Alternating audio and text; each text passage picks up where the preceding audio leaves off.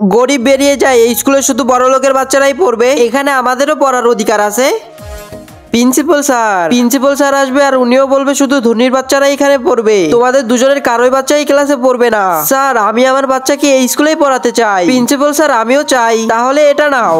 এটা কি স্যার? তোমরা 1 মাস পরে এই গাছ নিয়ে আমার সঙ্গে দেখা করবে, যার গাছ সবচাইতে বেশি বড় থাকবে তার বাচ্চা এই স্কুলে পড়বে। এই গরিবের তো খাওয়ার পানি ঠিক মতো জোটে না, এই গাছে কি করে পানি দিবে?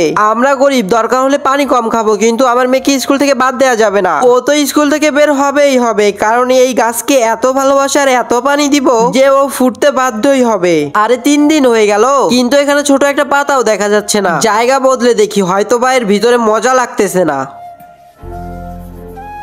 এখন বাইরে রাখলে হয়তো গাছটা তাড়াতাড়ি হবে। মা 2 সপ্তাহ হয়ে গেল, কিন্তু এই গাছের কোনো চিহ্নই দেখতেছি না। কে জানে এই গাছটা কিভাবে বড় হবে। যাই হয়ে যাক, এই গাছটা তো আমি বড় করেই ছাড়বো। ভিডিওটি সামনে দেখার আগে সাবধান, তুমি যদি চাও তোমার মা বাবা তোমার সাথে আজীবন বেঁচে থাকুক, তাহলে ভিডিওতে লাইক করে চ্যানেলটিকে সাবস্ক্রাইব করে দিবে আর কমেন্টে তোমার সুন্দর নামটি লিখে যাবে। 1 মাস হয়ে গেল, ধনী আর গরিবরা। এই গাছটা তো আর বড় হলো না বেটা, মানে আমি স্কুলে পড়তে পারবো না মা? এই গাছে 3 মাসে একটি পাতাও গজালো না, তাহলে একটা কাজ করি, নকল পাতা বসিয়ে দেই আর তারপরে স্কুলে যাব। এই স্কুলে পড়বে গরিবের মেয়ে চুমকি। এটা দেখো আমাদের গাছ অনেক বড় হয়েছে, তাহলে কেন এখানে গরিবের মেয়েরা পড়বে? এখানে আমি কোনো বীজই দেইনি, তাহলে গাছ হবে কি করে?